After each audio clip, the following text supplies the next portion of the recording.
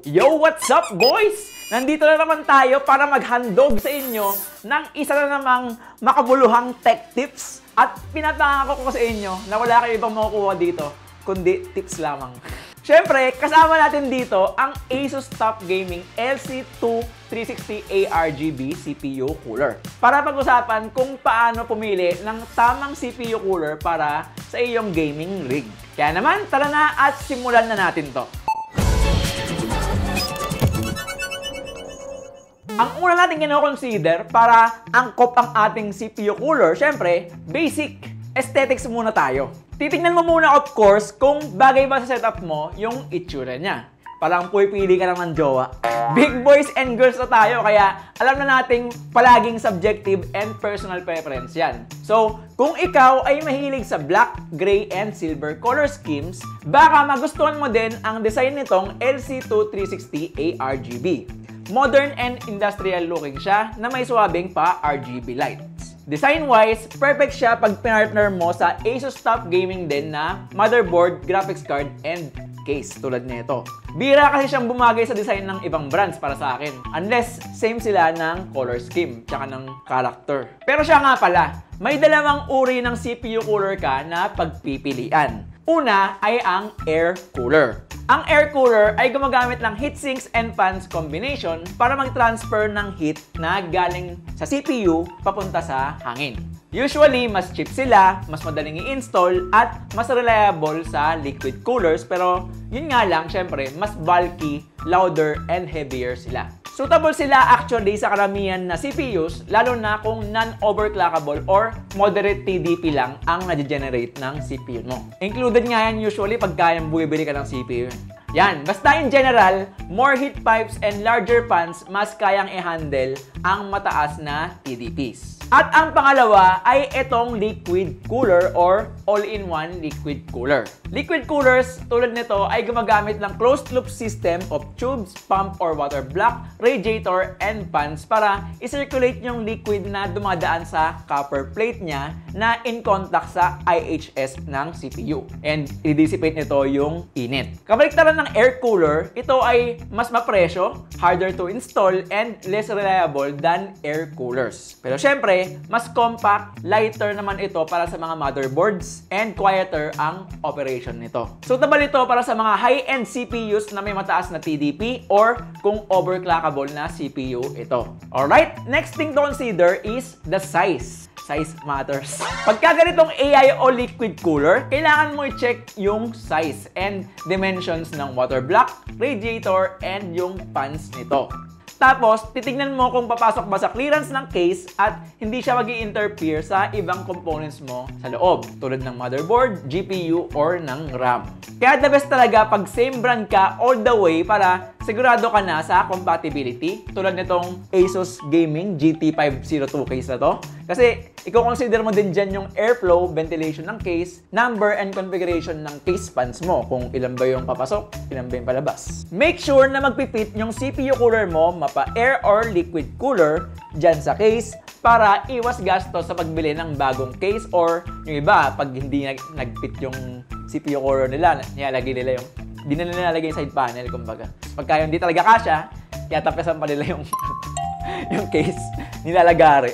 Anyway, isa sa mga importante din na tignan natin syempre, ang mounting compatibility ng CPU cooler. Hindi lang CPU and motherboard ang dapat compatible. Dapat pati yung CPU cooler mounting compatibility niya. Sa kaso na itong Asus Top Gaming LC2 360 ARGB, compatible siya sa Intel sockets LGA 1700, 1200, and 1150 something. Then sa AMD naman, compatible ito sa AM4 and AM5 sockets. I mean platform. Yun, basta yun na yun.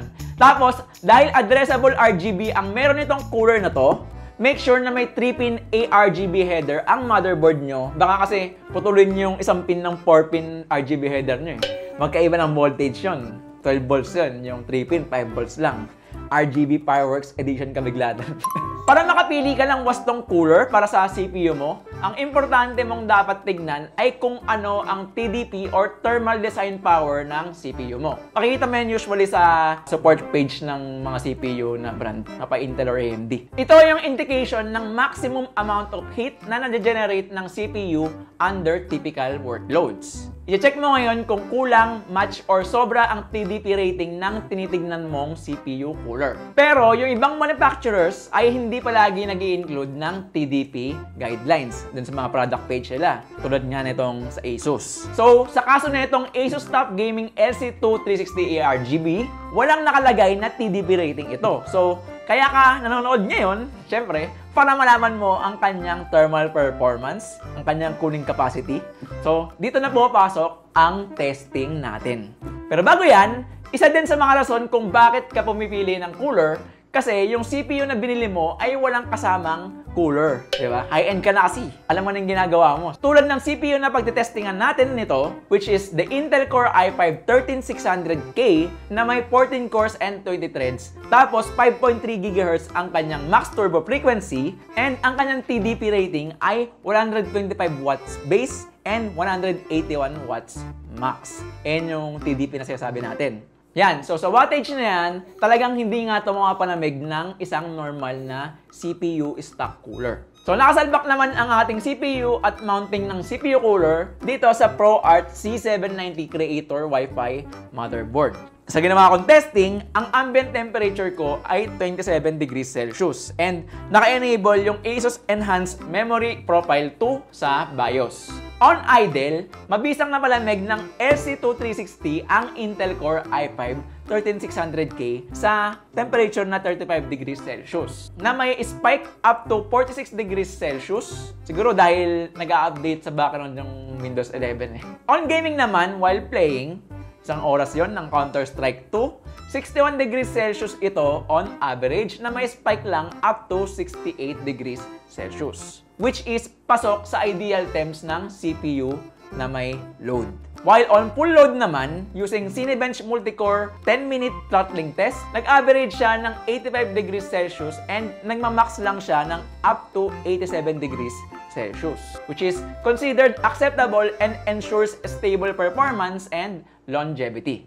Kaya palaging maganda na mag-build ng PC na may components na hindi assorted ang brands kasi iisang interface or application mo na lang i-customize or i-optimize ang system mo tulad nga ng Asus Armoury Crate. So dito sa dashboard, nandito na almost lahat ng mga kailangan mong makita na information tungkol sa system mo. Tapos napansin kong meron ditong different fan profile sa Fan Expert 4 tab ng Armoury Crate. Lahat yon sinubukan ko and tinest kung ano ang pinaka-okay na profile. So, ang lumabas, syempre, yung full speed. Matik naman yun eh. Ayan yung may pinakamalamig na temps. Syempre, todo RPM yun. While yung AI Cooling 2 ng Asus naman, ang pinakamainit, which is, I think na hindi pa ganun ka hinog yung algorithm nila. Ayan nga din yung may pinakamababang nakuwang Cinebench score. Siguro kasi gumagamit din ng CPU resources yung pagka-AI niya. So, medyo nakakabawas yun ng performance. Anyway, para sa akin, yung pinaka-okay sa akin na profile is yung silent profile. Kasi hindi naman ganun kalayo yung difference in temps niya sa ibang profile, pero yung performance, andun pa din, tapos tahimik pa ang operation niya, lalo na pagka naka-idle. Speaking of tahimik, ito ang isa pa sa mga bagay na kailangan mong i-consider pag pumipili ka ng wastong CPU cooler. Dapat mababa ang noise level nito. Some coolers are louder than others. Depende sa speed and size ng mga fans nito, design ng heatsink, and quality ng bearings. Kaya kung gusto mo lang tahimik yung PC mo, kailangan mong maghanap ng cooler na may mababang noise levels or features tulad ng may PWM control at fans na may rubber pads para mabawasan yung vibrations pag naka-full speed ito. Kasi pag malakas masyado ang vibrations, nagpo-produce ito ng sound. Physics yan. And sa kaso ng mga fans, noise yung tawag doon kasi hindi natin gusto yun eh. Pero syempre, kaya ka naghahanap ng CPU liquid cooler na may 360mm radiator tulad nitong ito, ano ba yung picture natin? Kasi alam mo na ang ginagawa mo at may bala ka kasing mag-overclock. So, sinubukan ko yung toggleable AI overclocking ng Asus. Wala nang komplikadong pagsiset ng voltage and frequency ito. Isang pindot lang, rektang overclocking na to, and umaabot siya ng lagpas 6 GHz sa 6 na P-cores ng CPU na Intel Core i5-13600K on idle. As for the cooling performance ng Asus TUF Gaming LC2 360 ARGB, sa lahat ng fan profiles, same sila ng average temperature na 90 degrees Celsius, and kaya ko nga nasabing silent profile yung bias ko kasi tulad sa result sa non-OC test ko kanina, mataas ang naging score nito sa standard and even sa turbo fan profile. Though, siguro kailangan pa ng mas madaming testing ng AI overclocking and AI cooling nito para mas matitrain niya ang sarili niya to get better results. Kaya siguro hindi pa niya nasa-set yung sarili niya sa best configuration niya. One-time testing lang kasing ginawa ko eh. Take note na ang 90 degrees Celsius average CPU temps is considered mataas. So, make sure na i-monitor nyo ang CPU temps sa inyong intended use case. Ito kasing Cinebench R23, synthetic load lang siya eh. Pero, ang lupit ng AI overclocking nitong Asus eh. Never akong na-experience ng instability and blue screen of death. Therefore, powerful enough itong CPU cooler to handle the increased heat and voltage gawa ng overclocking. And lastly, ang huling bagay na kailangan mo din i-consider, syempre, ang price point ng bibilin mong CPU cooler. Syempre, essential na humanap ka ng CPU cooler na value for money. Yung may balanse ng good performance, tamang presyo, tapos tipo mo yung aesthetics niya. Hindi ko lang sure kung gaano katagal ang buhay nitong CPU cooler na to, pero ang ino-offer ng Asus na warranty dito is 6 years. So I would say, ganun katagal siya magiging effective. Alright, another bonus tip pa pala is pwede kang pumili ng CPU cooler na pangmalakasan na. So if you plan to upgrade your CPU in the future, compatible and capable pa din dapat ang pipiliin mong CPU cooler. So ayun, sa pagpili ng wastong CPU cooler para sa iyong gaming PC, dapat mong i-compare ang different models or brands base sa kanilang specifications, features, reviews, and prices. It's always crucial na pumili ng CPU cooler na effectively mapapalamig ang iyong CPU na pasok sa context ng budget mo. Basta ako magpipili ako, dapat mas mura or hindi lalagpas sa presyo ng CPU ko. Kasi ang weird naman nun, di ba? Mas mahal pa yung CPU cooler mo kaya CPU. At doon na nagtatapos ang aming video tungkol sa pagpili mo ng tamang CPU cooler para sa iyong gaming PC. Kasama syempre itong Asus TUF Gaming LC2 360 ARGB AIO CPU cooler. Na isang magandang choice, lalo na kung hanap mo ang performance at style. So, if you want more videos like this, get subscribed and enable notifications so you won't miss another episode. Like this, like, I don't care, thank you, and GG.